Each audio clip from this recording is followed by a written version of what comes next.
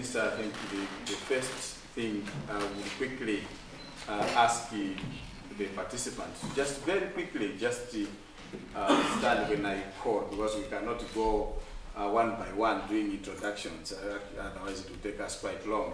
But just to give you a picture of who is here, to begin with, we have Malawi as a host country. Those are the young people. Malawi.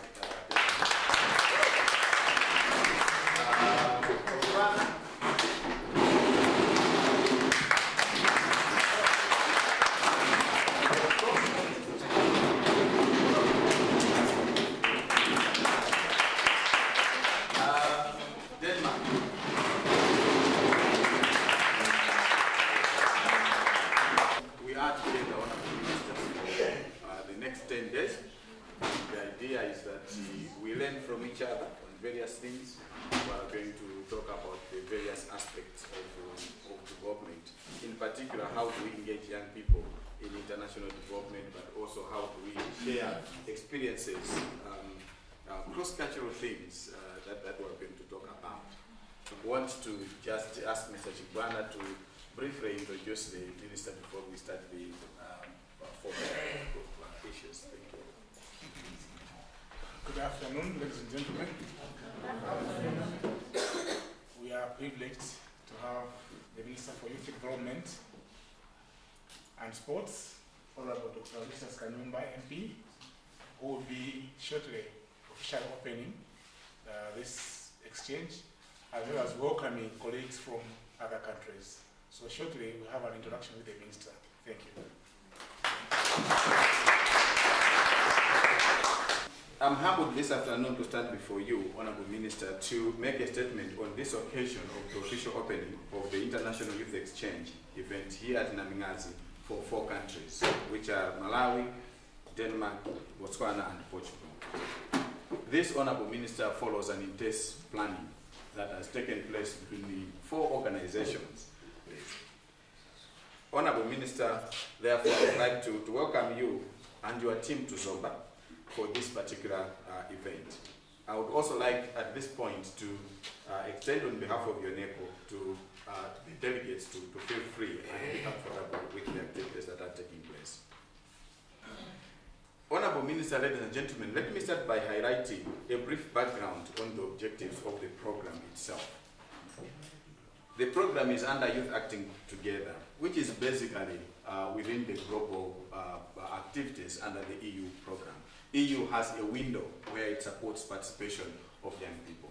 And therefore, the 4 organizations led by Christine, we came together to look at what do we want to do in the 4 countries. So we had intense discussions prior to November to submit a proposal to EU and look at what we do to be able to deal with the various activities that are going to take place.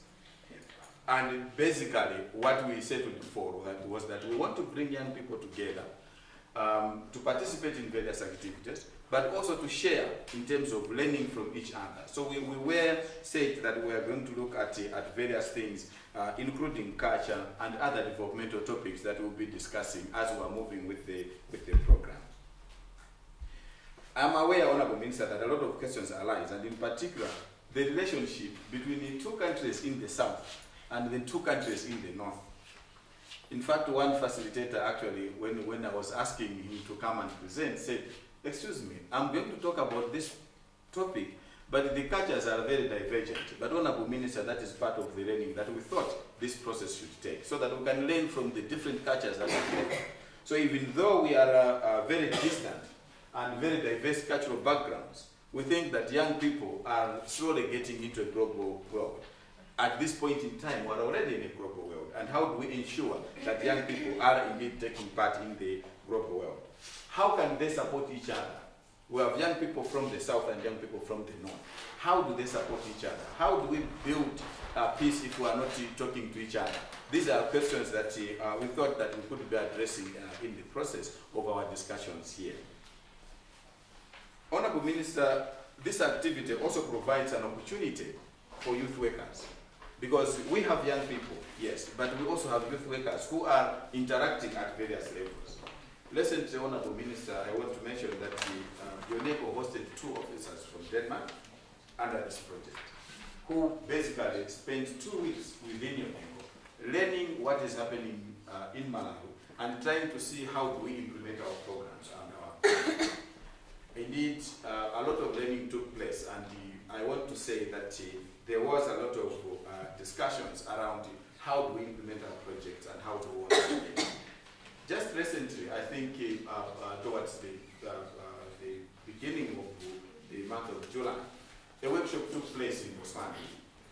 And this brought together young people from Denmark, young people from Malawi, young people from Portugal to Botswana to attend this international training workshop, which was basically looking at leadership.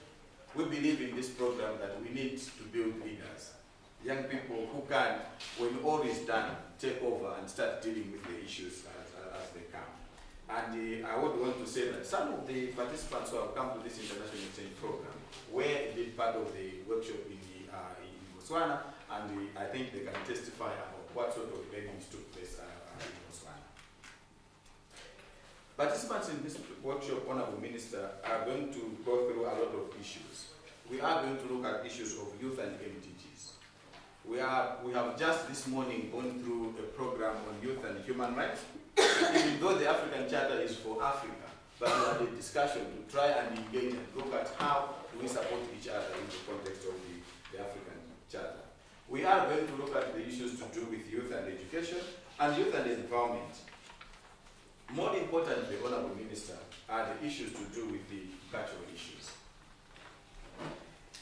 We are aware that a lot of our young people are missing the cultural events, the cultural things that we might have gone through, or the cultural things that might have been there at that time, they are not seeing them today. And tomorrow, we think that what is going to happen is there will indeed be elements of cultural shocks, trying to show each other what is happening in the community, and traditional dances, we'll also learn a bit of language. However, Honorable Minister, I would do a lot of disservice to the youth of Malawi in particular, and the entire nation, if I do not make some observation on the recent development in youth development. Let me first of all thank your government, Honorable Minister, and the leadership of His Excellency Professor Bingu Mtaliga for the Youth Enterprise Development Fund. We think that there are 1 or 2 things that probably we might want to discuss on the Youth Development Fund, and we will be raising that with the relevant structures. And so far we are happy with the process that is going on. But you will allow me, Honorable Minister, to make a few observations that probably government would consider. This, Honorable Minister, is about the imminent dissolution that we are hearing of the National Youth Council of Malawi, popularly known as the NICOM. Honorable Minister, if what we have heard is true, allow me to raise the following issues, Honorable Minister. To begin with, National Youth Council of Malawi is like a mother in youth development. And the ministry which you are heading is the father. You are aware, Honorable Minister, that traditionally, if the child wants something from the father, it is customary to go to the mother, who then goes to the father and mediates on behalf of the child. In fact, the father may not have the time to talk to the child because he's busy fending for the family, while the mother stays longer with the child. So if the child does go to the mother and says, this is what I want, and the mother will go to the father. Secondly, Honorable Minister, NICOM was established under an act of parliament that provided for NICOM to register youth organizations. YONECO at this point has got a registration with the Trustees Incorporation Act. Technically, we may not be greatly affected if National Youth Council is dissolved in terms of the registration. But Honorable Minister, most youth organizations' registration is with the National Youth Council. And in a sense, if National Youth Council gets dissolved today, the legal aspect of the National Youth Council, Honorable Minister, stops. Because that means their certificates cannot be recognized. Thirdly, Honorable Minister, some of us had an opportunity to travel probably within the region and outside the region. And I want to say that Malawi has been seen as a champion of National Youth Councils, in this part of Africa. In fact, a number of countries have been envying in terms of Malawi, in terms of progress that we are making. But I want also to highlight, Honorable Minister, that at this point in time, Malawi is also the chair of the African Union. Our president is the chair, and we have the African Charter, which actually puts the issue of National Youth Council in the forefront. And yet we are saying that we are hearing, because we have had no official communication, but we are hearing that the National Youth Council is going to be dissolved. We really want to ask you that there should be some interventions. We are aware that your minister is very capable and your government is committed to youth development and can deal with this development and ensure that the youth are properly served. As I said, I just wanted to set the arm, but we need to thank you for coming, and we also thank you for your attention. Thank you. I would like to tell a little more story about this project, because it started 2 years ago in my organization. The name is YONECO School. We had a young student from Ireland working. In my organization we have had a lot of youth exchange like this, but inside Europe. So this young student from Ireland, Amanda was her name, she came to me one day and said, why not go to Africa with some students? And I said, that's not possible. Yes, there is, as you have told me, a window into the EU program. Now listen, we can do so and so. And I said, okay, go for it. She wrote the application. She found a partner in Portugal. She found a partner in Botswana. She found a partner in Malawi. And the application was approved. So the work started. And we had a meeting in Botswana. And at that meeting we found it was a plan that this youth exchange should have taken place in Botswana. But it was not possible because of some practical reason. We couldn't find a place to stay and so on. And I was really sorry about this. I saw the whole project going down. Then in a break I asked Mr. Mabeng, is it possible to change the youth exchange to take place here in Malawi? He didn't hesitate, maybe 1 second. Then he said, okay, let me call my friends in Malawi. And I think by the end of the day, he gave me the green light, so this youth exchange could take place in Malawi. I'm very happy to have this opportunity. What you don't know is that back in '84, I was a worker in Zambia, and we often visit Malawi, because it's a very beautiful country you have here, during weekends and so on, holidays. And I came back in Denmark in '87, and since then I have had a big wish to take some of my students to go and visit the real Africa. And I think Malawi is the real Africa. I'm very happy that I have got this opportunity to take my students from Denmark to see Malawi, and I am sure that my friends from Portugal and Botswana have the same feeling to come here and see how it is in Malawi. Thank you very much. We have a little present for you, just a little one. And I have asked one of our Viking girls to give you this present. And please, Birgitte, if you'll come here.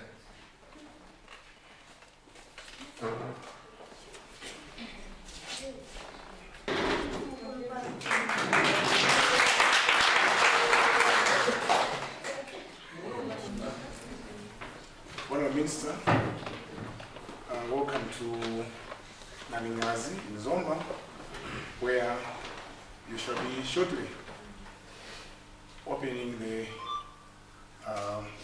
exchange program. Ladies and gentlemen, it's not my show, it's the show of the minister which shall open.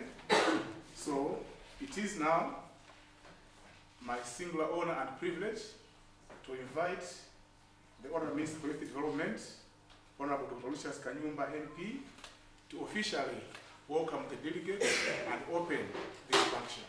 Honourable Minister, it's your time.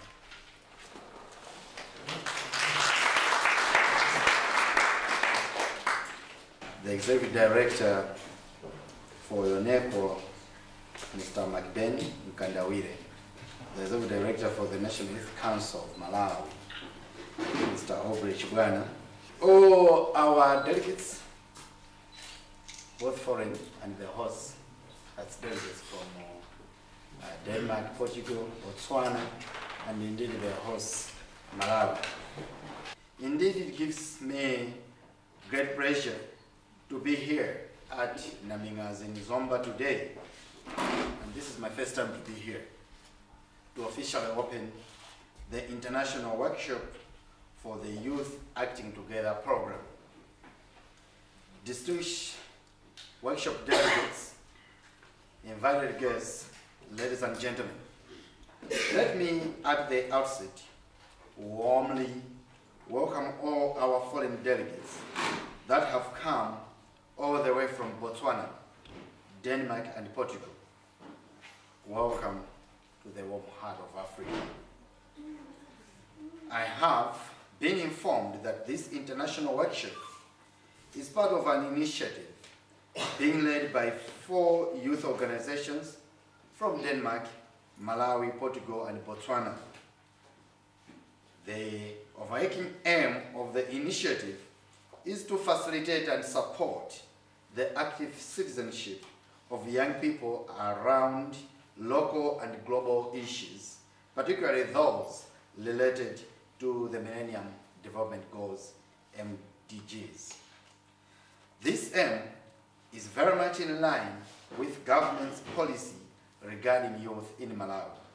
Youth are indeed change movers, and this is why our president and indeed his administration has put youth development and empowerment as one of the 9 priorities within priorities for its development agenda for the 2009 up to 2014.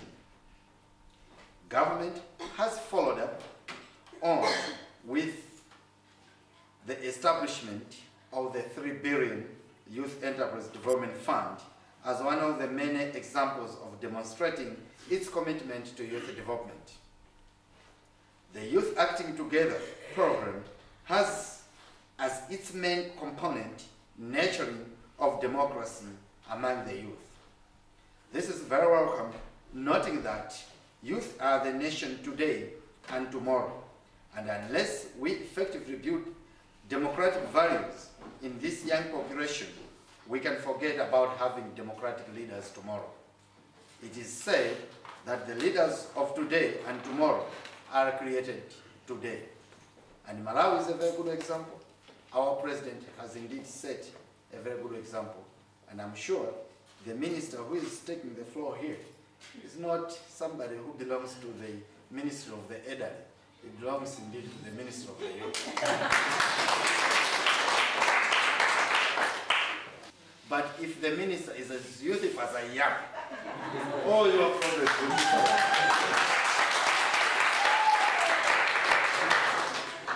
Indeed, this workshop is therefore a starting point towards that process. Let me also hasten to add that democracy must be understood in its entirety and that it must be enjoyed within the confines of the prevailing laws of the land. Care must therefore be taken at all times to ensure that we do not infringe on other people's rights in the name of democracy. A scenario that tends to show its ugly head among some of our youth at times. Let us ensure that as we enjoy our freedom, we also remember that we have duties and responsibilities. This must be emphasized anytime we discuss issues of democracy. In this connection, my ministry is more than ready to render all the necessary technical and policy support for any subsequent activity that the program may come up with as a way forward. So I'm going to say. May I urge you all to take full advantage of these activities to learn more about Malawi, particularly our foreign delegates. It is also my expectation that delegates from Malawi will also learn more from their counterparts from Botswana, Denmark, and Portugal. This is a very good example of how creative young people can be when given an opportunity to develop their potential. May I therefore wish you all the best as you carry through your programs. And indeed, Ben, your statement, you have submitted your problems, and those are general problems. It's not only for YONECO. I think the executive director of the National Youth Council knows wherever I have been in the past, I should say, a month or so, after this thing was announced in Parliament. I think that has been a development. And the good thing, I didn't hear that statement as saying National Youth Council has been dissolved. I didn't hear it that way. I think maybe somebody can correct me. But otherwise, if indeed National Youth Council was dissolved, I wouldn't be in Karonga. I wouldn't be in Mpemba, working with Aubrey. I wouldn't be in Lilongwe on the internship program. And I wouldn't be here. So National Youth Council is not dissolved. So just leave it as it is as of now, because it's one of to be, not dissolved. So I'm there.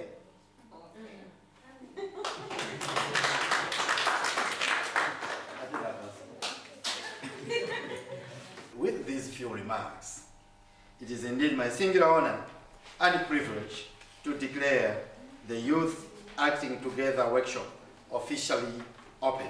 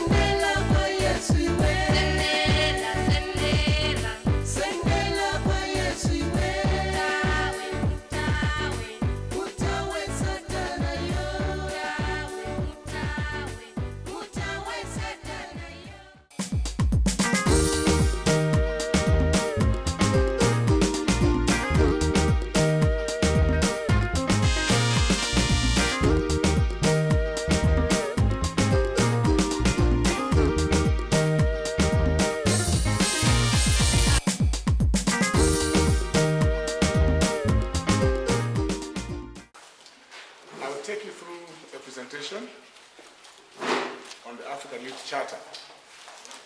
And we are going to focus on how young people can help in realizing the aspirations that are enshrined in this African Youth Charter.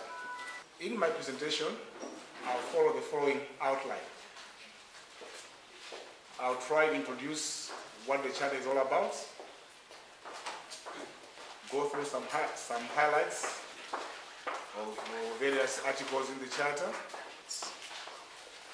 We'll spend some time looking at what can be done to popularize the Charter and why young people must be at the center of this process.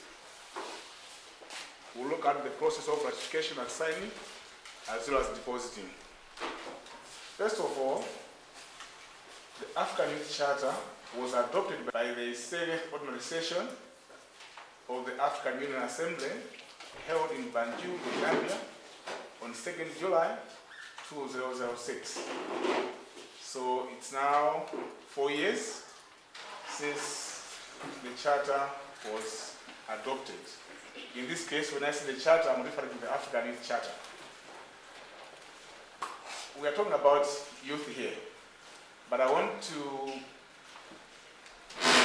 mention that youth has been defined by various policies differently, and in the Charter, youth is defined as those that are aged between 15 and 35 years.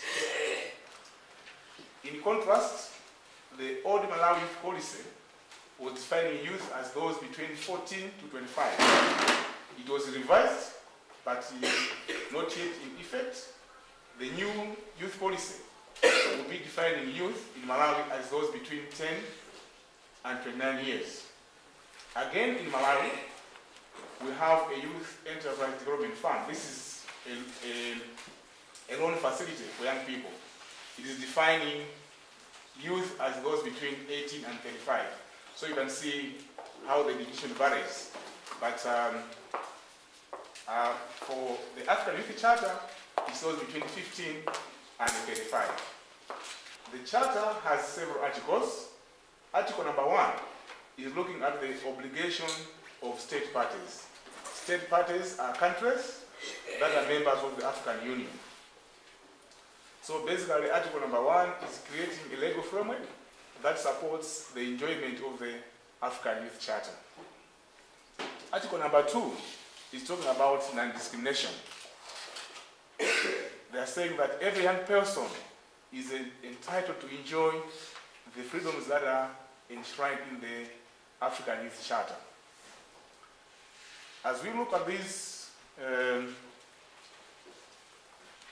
article, the non-discrimination, I just wanted to bring some of the issues that are happening, like in Africa. Recently, we have heard about xenophobia. And again, in some countries, the issues of racism, even within Africa. You see that those elements ought not to be there if the Charter is really enforced by all party states. Now, the question is, when the Charter is being violated, how can the youth hold countries or member states accountable? How can young people, okay, bring the authorities to realize that they are not affecting the African Youth Charter? Article number 3 is talking about freedom of movement. They are saying that young people are free to live in country Y or country B, as long as they are not violating the laws of that country. Okay? Article number 4 is talking about freedom of expression. Much as the freedom of expression is granted, it is subject to restrictions as prescribed by laws of that particular country. Let me mention that although the African Youth Charter provides several rights and freedoms to the young people, it does not overrule the laws of a particular country. But it suggests that member states can review their laws on constitution to make sure that young people are enjoying rights and freedoms. Article number 5, freedom of association. Partly saying, every young person shall have the right to free association and freedom of peaceful assembly in conformity with the law. So yes, we can associate, but we must not violate the law. Otherwise, the freedoms offered are not limitless. There are some limits to the freedoms that we should enjoy as young people. Article number 9. Some highlights. Every young person shall have the right to own and inherit property. In Malawi, this is an issue. Sometimes when parents of a particular family are dead, some relatives come and grab the property. So we can use the charter to say, no, I think young persons have the right to own and inherit property. They have that right. Within that article, they're saying state parties shall ensure that young men and young women enjoy equal rights to own property. There are issues of gender discrimination, that because you're a woman, you cannot own like land. Because you're a woman, you cannot own land. But we know that land is one major factor that can help a family to earn sustainable livelihoods. So there should be equal rights, whether you're female or you're male, you should own property. Article number 10 is saying that state parties shall encourage youth organizations like YONECO. YONECO is a youth saving organization to lead youth programs and to ensure the exercise of the right to development. Encourage international cooperation in the production, exchange and dissemination of information from both national and international sources that are of economic, social and cultural value to the youth. I had picked this out because I was looking at the gathering. Already this is a diverse gathering, okay? It's an international gathering, people from 4 countries meeting. So we share ideas that are economical, social and cultural, I guess. And Article 11, youth participation. 1, every young person shall have the right to participate in all spheres of society. State parties shall take the following measures to promote active youth participation in society. They shall guarantee the participation of youth in parliament and other decision-making bodies in accordance with the prescribed laws. Already we must be asking ourselves, do we participate in what is happening in our parliaments? Do we have ways and means of linking with our legislators? I'm sure you have the answers. Lastly, member states shall institute policy and programs of youth voluntarism at local, national, regional and international levels as an important form of youth participation as a means of peer-to-peer training. I was interested with the issue of voluntarism. How much are young people volunteering? How much are they giving into society? How much change are they giving in? And as young people are working, how much benefit, how much gain do they expect from the work that they are doing?